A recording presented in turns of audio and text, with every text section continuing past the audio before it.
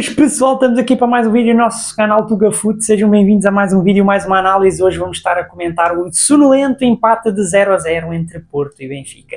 Antes disso, vou dar uma pequena passagem, uma pequena falazinha sobre o outro clássico, entre aspas, que tivemos entre Sporting e Braga. Eu sei que não é clássico, por favor não me crucifiquem nos comentários, em que o Sporting foi superior ao Braga praticamente no jogo todo. Até acaba por marcar um gol um bocado borrado com o Luís Soares, que é um remate bem fraquinho dele, que a bola vai aos saltitinhos para dentro da baliza, mas pronto.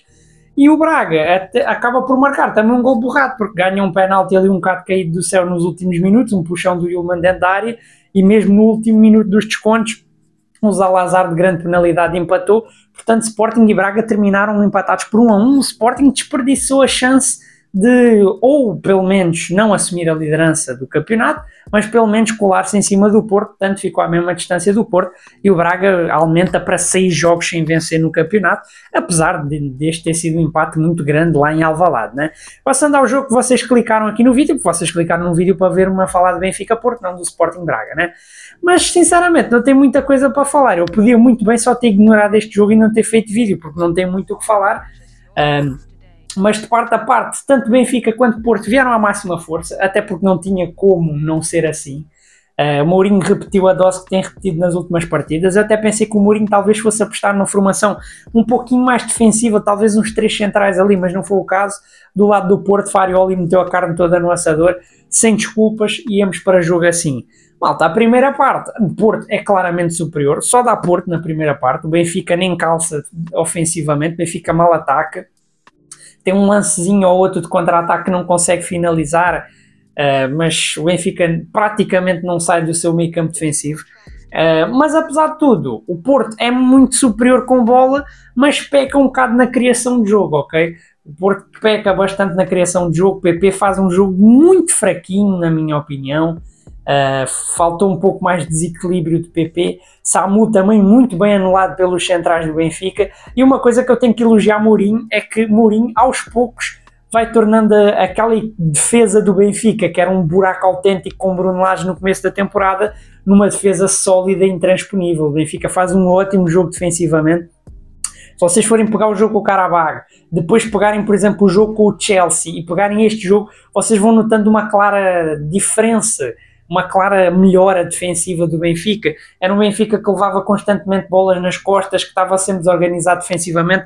Hoje um Benfica muito bem organizado defensivamente. Otamendi e António Silva fazem um jogão espetacular. Para mim, António Silva foi o melhor jogador do Benfica na partida, ok? Foi o craque do Benfica, fez vários cortes decisivos.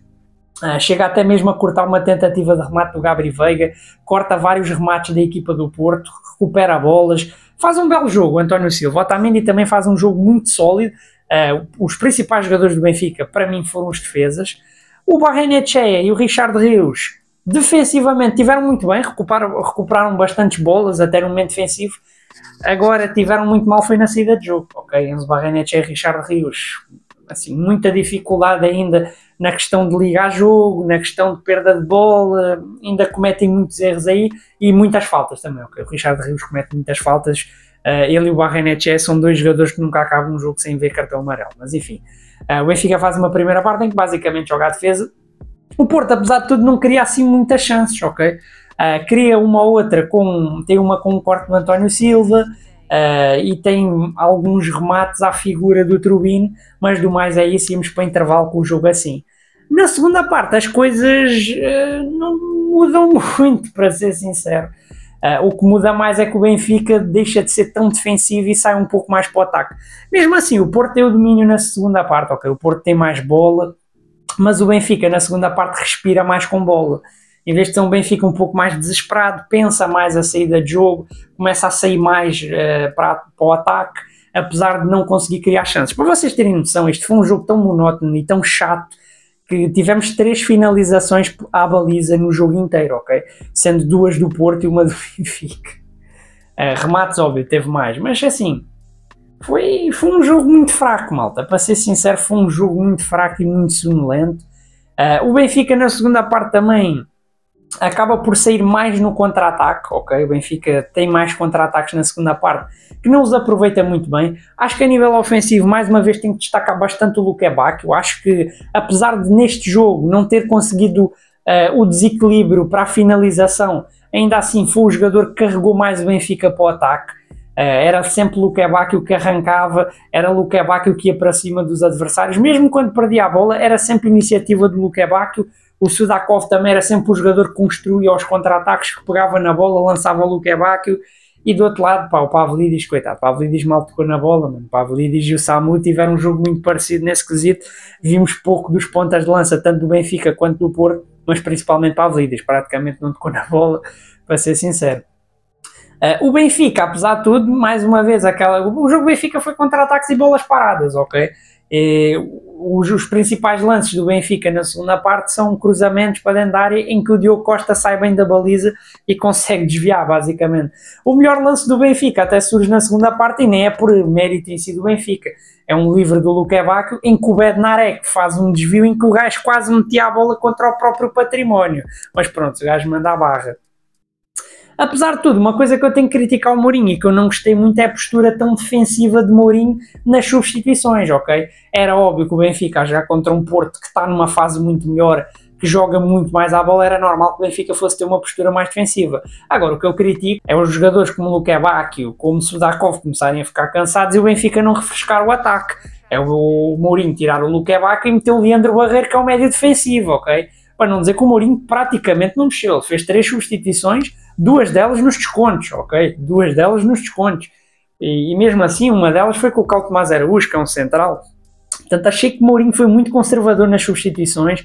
Podia ter lançado jogadores para ferir mais o Porto no contra-ataque, para refrescar mais o ataque, para lançar os ataques rápidos. Talvez podia ter lançado o Sheldro, podia ter lançado o João Rego mais cedo. Mas enfim, o Porto, malta, apesar de tudo, apesar do domínio do Porto, como eu disse, o Porto teve muita falta de criatividade na partida. E o Farioli até vai mexendo no jogo. Mas uma coisa é facto, o Porto não conseguia penetrar a defesa do Benfica. O Benfica fez um jogo muito bom defensivamente. Farioli até tentou lançar jogadores como o William Gomes, por exemplo, que já foi herói noutras partidas. Desta vez não conseguiu ser herói. Tentou trocar ponta de lança, tentou fazer várias coisas. Uma coisa que eu critico o Farioli é a falta de aposta que ele tem no Rodrigo Moura.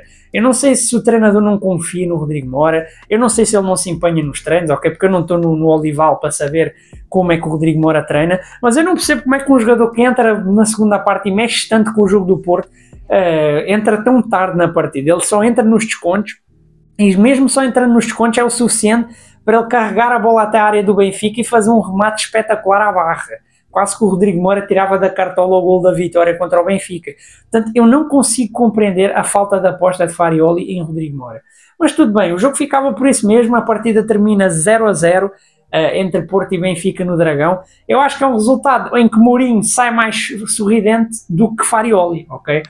Falando primeiro da perspectiva do Porto, é um empate que não é mau, considerando o empate do Sporting. O Porto mantém a vantagem de 3 pontos para o Sporting, mantém a liderança do campeonato, continua invicto na temporada e no campeonato. Perde é aquele registro de 100% vitorioso, mas sejamos sinceros, isso mais tarde ou mais cedo o Porto ia perder, portanto não fez muita diferença. O que importa é que não perdeu, manteve a vantagem na liderança e é um resultado que não é o que o Porto esperava, óbvio. O resultado é pior para o Porto do que para o Benfica, porque o Porto estava a jogar em casa, no final do dia o jogo era no Dragão, contra um rival fragilizado. Claro que o empate não é um bom resultado para o Porto. Para o Benfica, eu acho que o Benfica, apesar do empate, sai a vencer, porque é um Benfica fragilizado, que vem de maus resultados, vem de uma má fase, vem de uma troca de treinador, que está ali há 2 ou 3 semanas, e o Mourinho claramente veio ao Dragão para jogar para o empate. O Benfica jogou à defesa mesmo, sou sincero aqui, e o Mourinho sai a sorrir porque o plano dele funcionou, ok? As substituições dele são para defender melhor, ok? E o Mourinho sai com este empate. Para o Benfica, acho que é um bom resultado conseguir um empate no Dragão. É um resultado que já me demonstra uma melhoria do Benfica, principalmente a nível defensivo. A nível ofensivo ainda tem que melhorar muito. De qualquer das formas, espero que vocês tenham gostado do vídeo. Não se esqueçam de deixar aquele likezão que ajuda para caraças, aquela inscrição para ajudar um gajo a chegar até aos 10 mil ao final do ano. Portanto, fui. Para tudo, malta. Antes de terminar o vídeo, tenho uma novidadezinha fixe para vocês. Vocês gostam de prever os jogos da Champions, mas assim como eu não tenho dinheiro para gastar em apostas, eu tenho uma solução para vocês, malta. Eu criei uma liga lá na app UEFA Gaming, onde vocês vão poder prever os jogos da Champions e ganhar pontos com isso. Para isso, basta vocês instalarem a app, como é óbvio, digitarem nas ligas Liga Tuga dos Campeões e entrarem com o código que eu vou estar a deixar aí na tela ou com o link que eu vou estar a deixar aqui na descrição, malta. Portanto, não percam a oportunidade e participem da nossa Liga Tuga dos Campeões.